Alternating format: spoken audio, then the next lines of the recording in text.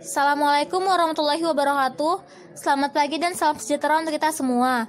Kami dari kelompok 2 yang terdiri dari Natasha Nelvita, Devi Aprilia, Putri Aryani, Yesaya Sroganda Rumapea, dan Muhammad Reza Syaputra akan menjelaskan salah satu materi pengantar manajemen, yaitu kekuasaan, kewenangan, tanggung jawab, dan delegasi.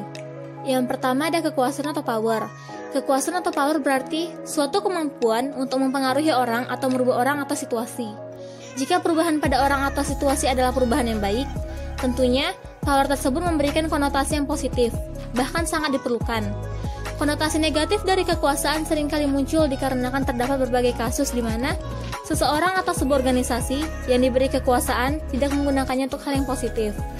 Kekuasaan sesungguhnya merupakan konsekuensi logis yang muncul dari setiap organisasi yang di dalamnya terdapat pimpinan dan bawahan, atau manajemen puncak dan manajemen tingkat bawah. Karena organisasi merupakan kumpulan orang dalam pencapaian tujuan, maka organisasi ditujukan untuk mengubah situasi melalui orang-orang agar perubahan terjadi. Agar perubahan ini dapat terjadi, maka kekuasaan inilah diperlukan. Faktor-faktor yang mendasari adanya kekuasaan. Yang pertama, reward power. Reward power atau kekuasaan untuk memberikan penghargaan adalah kekuasaan yang muncul sebagai akibat dari seseorang yang posisinya memungkinkan dirinya untuk memberikan penghargaan terhadap orang-orang yang berada di bawahnya. Contohnya adalah kekuasaan yang dimiliki oleh seorang manajer personalia atau manajer sumber daya manusia. Dikarenakan posisi dirinya membawahi seluruh sumber daya manusia organisasi atau tenaga kerja dari sebuah perusahaan, maka seorang manajer personalia memiliki reward power dikarenakan bagian yang lebih tinggi dari manajer personalia tersebut akan menanyai mengenai kinerja tenaga kerja perusahaan melalui manajer personalia. Akibatnya, manajer personalia memiliki kekuasaan. Orang-orang atau tenaga kerja yang berada di bawah manajer personalia dengan sendirinya memiliki semacam ketergantungan terhadap manajer personalia ini. Sehingga manajer personalia ini dapat dikatakan memiliki semacam kekuasaan yang dinamakan sebagai reward power.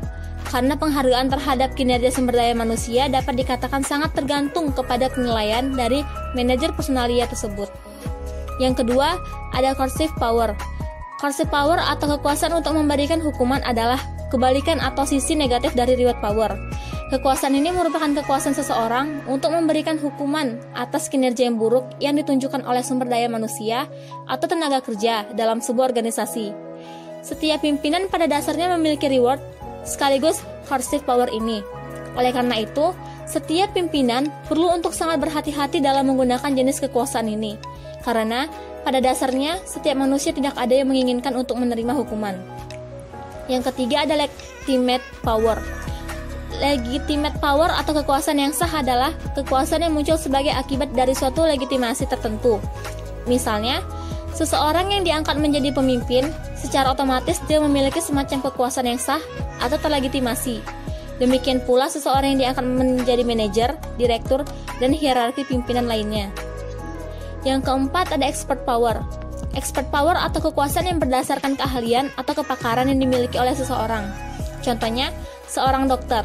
Karena dirinya memiliki keahlian dalam mendiagnosa suatu penyakit, maka secara sadar maupun tidak sadar, seorang pasien yang berkonsultasi kepada dokter akan mengikuti apa yang dianjurkan atau apa yang diusulkan oleh sang dokter sejauh hal tersebut bisa membantu sang pasien untuk sembuh dari penyakitnya. Demikian pula pakar-pakar bidang lainnya. Yang kelima adalah referent power. Referent power adalah kekuasaan yang muncul karena adanya karakteristik yang diharapkan oleh seseorang atau kelompok orang terhadap seseorang yang memiliki pengaruh terhadap seseorang atau kelompok orang tersebut. Contohnya, ketika rakyat menginginkan sosok pemimpin yang jujur, maka ketika ada sosok calon presiden yang dikenal sebagai seseorang yang jujur, dengan sendirinya, sang calon presiden tersebut memiliki apa yang dinamakan sebagai referent power tersebut, dikarenakan orang-orang yang tengah menginginkan karakteristik yang dimiliki oleh sang calon presiden tersebut, yaitu kejujuran yang ada di dalam dirinya. Kewenangan atau authority. Kewenangan atau authority pada dasarnya merupakan bentuk lain dari kekuasaan yang seringkali dipergunakan dalam sebuah organisasi. Kewenangan merupakan kekuasaan formal atau terlegitimasi. Dalam sebuah organisasi, seseorang yang ditunjuk atau dipilih untuk memimpin suatu organisasi, bagian atau departemen memiliki kewenangan atau kekuasaan yang terlegitimasi. Terdapat dua pandangan mengenai kewenangan formal. 1. Pandangan klasik. Pandangan klasik mengenai kewenangan formal menerangkan bahwa kewenangan pada dasarnya terlahir sebagai akibat adanya kewenangan yang lebih tinggi dari kewenangan yang diberikan. Contohnya, seorang manajer mendapatkan kewenangan formal akibat adanya pemberian kewenangan dari pihak yang memiliki kewenangan yang lebih tinggi, misalnya direktur utama. 2. Pandangan berdasarkan penerimaan. Pandangan ini berbeda dengan pandangan yang pertama. Tidak setiap kewenangan yang bersifat top-down serta-merta akan dijalankan oleh bawahan. Kadangkala kita mendapati apa yang diperintahkan oleh atasan, misalnya, tidak dijalankan oleh bawahan. Pandangan berdasarkan penerimaan memandang bahwa kewenangan formal akan cenderung dijalankan atau diterima oleh bawahan tergantung dari beberapa persyaratan. Jenis-jenis kewenangan dalam organisasi. 1. Kewenangan lini. Kewenangan lini atau line authority adalah mereka yang dalam organisasi bertanggung jawab terhadap berbagai kegiatan dalam rangka pencapaian tujuan organisasi. Contohnya, kepala restoran yang memiliki kewenangan untuk melakukan koordinasi antara bagian keuangan, pelayanan, dan dapur. Sedangkan kepala bagian pelayanan memiliki kewenangan untuk melakukan koordinasi dan menjalankan tugas yang terkait dengan pelayanan, dan seterusnya. Keseluruhan bagian maupun subbagian tersebut secara keseluruhan saling mendukung dalam pencapaian tujuan organisasi, yang dalam hal ini adalah organisasi bisnis yang bergerak dalam bisnis restoran. 2. Kewenangan staf. Kewenangan staf atau staff authority adalah mereka yang ditunjuk oleh organisasi untuk membantu bagian-bagian dalam sebuah organisasi yang memiliki kewenangan lini. Contohnya, dalam organisasi pemerintah, misalnya ada yang dinamakan staf ahli. Staf ahli ini berfungsi untuk membangun organisasi pemerintah dalam pencapaian tujuannya. Hanya saja, dalam praktiknya, staf ahli ini tidak turun langsung dalam mengerjakan berbagai pekerjaan organisasi. 3. Kewenangan fungsional.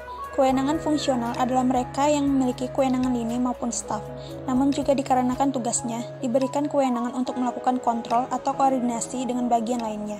Contohnya, bagian keuangan yang bertanggung jawab di bagian pencatatan berbagai transaksi, namun juga memiliki kewenangan untuk melakukan pengawasan dan pengontrolan terhadap bagian lainnya, yang terkait tugasnya di bagian keuangan. Lalu yang selanjutnya, tanggung jawab atau responsibility. Setiap bagian atau departemen yang telah dibentuk atau ditentukan serta dihubungkan melalui garis-garis kewenangan maupun garis perintah memiliki satu konsekuensi penting lainnya dalam sebuah organisasi, yaitu apa yang dinamakan sebagai tanggung jawab. Mereka yang diposisikan dalam suatu bagian atau departemen tertentu tidak hanya diberikan kewenangan, namun juga tanggung jawab. Jika kewenangan merupakan kekuasaan untuk melakukan sesuatu, tanggung jawab justru memberikan arah untuk apa yang kemana semestinya kekuasaan itu dipergunakan. Dengan kata lain, tanggung jawab mengingatkan orang-orang untuk tidak saja mempergunakan kewenangan yang dimilikinya, tetapi juga melaporkan apa saja yang telah dilakukan sehubung dengan kewenangan yang telah diberikan kepadanya. Apakah kewenangan yang telah diberikan misalnya telah mendukung pencapaian tujuan organisasi atau sebaliknya? Pelimpahan wewenang dan tanggung jawab atau delegation. Delegation atau delegasi disebut juga sebagai pelimpahan wewenang dan tanggung jawab. Pelimpahan wewenang pada dasarnya merupakan proses pengalihan tugas kepada orang lain yang sah atau terlegitimasi menurut mekanisme tertentu dalam organisasi, dalam melakukan berbagai aktivitas yang ditunjukkan untuk pencapaian tujuan organisasi yang jika tidak dilimpahkan akan menghambat proses pencapaian tujuan tersebut. Manfaat pelimpahan wewenang. Adapun beberapa manfaat pelimpahan wewenang yaitu sebagai berikut. 1. Pelimpahan wewenang memungkinkan bawahan mempelajari sesuatu yang baru dan memperoleh kesempatan untuk melakukan sesuatu yang baru tersebut. Keadaan ini memungkinkan bawahan untuk belajar bertanggung jawab akan sesuatu yang baru tersebut. Kedua, pelimpahan wewenang mendorong tercapainya keputusan yang lebih baik dalam berbagai hal. Adanya pelimpahan wewenang kepada bawahan, misalnya dalam hal-hal di mana bawahan lebih mengetahui keadaannya, karena pekerjaan diberikan ke bagian yang lebih mengetahui keadaan sebenarnya di lapangan. Ketiga, penyelesaian pekerjaan akan dilakukan dengan lebih cepat sekiranya pelimpahan wewenang tersebut berjalan sebagaimana mestinya dan diberikan kepada orang-orang yang bertanggung jawab. Dalam pelimpahan wewenang. Sekalipun pelimpahan wewenang memiliki sifat manfaat, namun juga tidak terlepas dari kendala dalam melaksanakannya. Staf yang tidak memiliki kemampuan atau kapabilitas untuk menerima dan menjalankan suatu yang dilegalisasikan kepadanya justru akan menghambat pencapaian tujuan ke arah yang lebih baik. Di sisi lain, Pelimpahan wewenang juga akan berdampak pada kekurangan bertanggung jawabnya atasan terhadap apa yang semestinya dia lakukan. Kepada beberapa kasus, pelimpahan wewenang seringkali dilakukan bukan sebagai proses pembelajaran dan pemberian kepercayaan dari atasan kepada bawahan, akan tetapi lebih sebagai pelarian tanggung jawab dan atasan kepada bawahan. Oleh karena itu, perlu sekali digarisbawahi bahwa pelimpahan wewenang tidak berarti juga terjadi pelimpahan tanggung jawab. Pelimpahan wewenang bisa jadi hanya merupakan pelimpahan beberapa hal yang dapat dikerjakan oleh bawahan kita. Akan tetapi, tanggung jawab sepenuhnya masih berada di tangan pihak yang melimpahkan wewenang. Kunci pokok agar pelimpahan wewenang efektif. 1. Kepercayaan manajer terhadap bawahan dalam pelimpahan wewenang perlu diiringi dengan pemberian kebebasan kepada bawahan untuk menjalankan kewewenangan menurut acaranya sendiri. Artinya, pelimpahan wewenang akan berjalan efektif apabila pihak yang diberi wewenang oleh manajer diberikan kebebasan untuk menjalankan kewenangannya sesuai dengan caranya sendiri. Hal ini disebabkan bahwa setiap orang memiliki cara yang berbeda dalam melakukan sesuatu.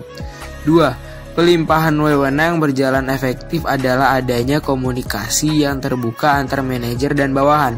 Keterbukaan dalam berkomunikasi selain akan memberikan kejelasan akan keinginan dari kedua belah pihak, juga akan meminimalkan persepsi-persepsi yang keliru akan berbagai hal yang terkait dengan pekerjaan.